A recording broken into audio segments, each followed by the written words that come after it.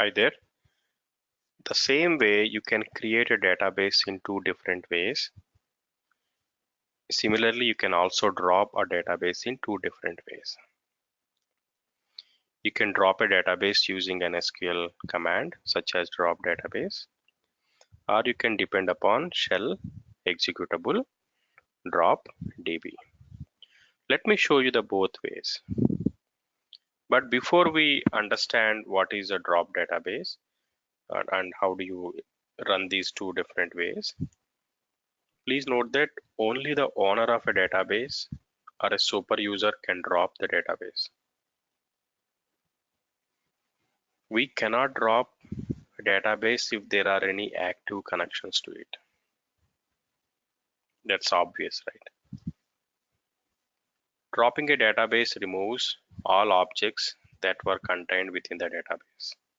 It basically removes entries from all the catalog tables, also removes the directory from base directory.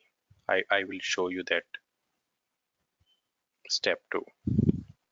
Finally, this dropdb or drop database command cannot be undone because it cannot be executed as part of a transaction where you can roll back.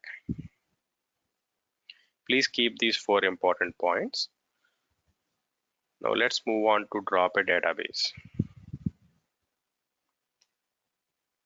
I am connecting to my 11.5 environment.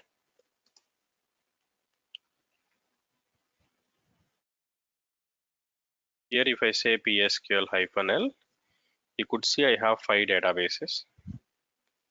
I have here test1 and test2 created as part of create database exercise. Now let me go ahead and drop database. Before that, if you look at a syntax is very simple, one-liner. Drop database name. Before I actually drop, let me select object ID and let me show you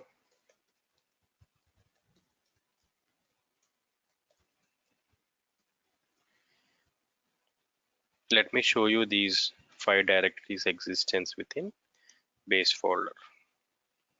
Now if I drop testdb1 16405, this directory would be removed, and similarly this entry from pg_database would be also removed. So let me say drop database testdb1.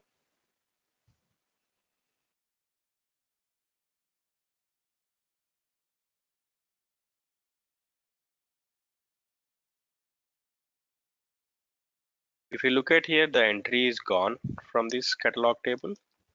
There is no testdb1 entry. Similarly, 16405 is removed from this base directory. This is one way of removing a database. So there is little extension to this drop database. If we say some database name that does not exist, it will throw an error. But instead of that, you can simply say if exists. Instead of an error, it just throws you a notice. This is a little useful in case of a scripting where you don't want your script to be stopped because it threw an error. Instead of notice, is just an information, so it proceeds. So this is one way of dropping a database. The another way of dropping a database is through shell executable.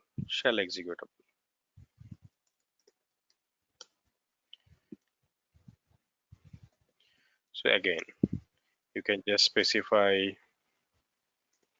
dropdb and respect to database name that you want to drop. It's the same way the createDB does. CreateDB is a wrapper on top of create database. Similarly, dropdb is a wrapper on top of drop database. Without we submitting SQL statement, this statement takes all the arguments and submits SQL statement for us in the background. If I go to PG database directory, we now see only 3 directories. The directory for testdb2 is removed. Whereas here you have this test DB2, but that 16406 is removed. Now if you connect to PSQL and say select, now you could see only 3 records.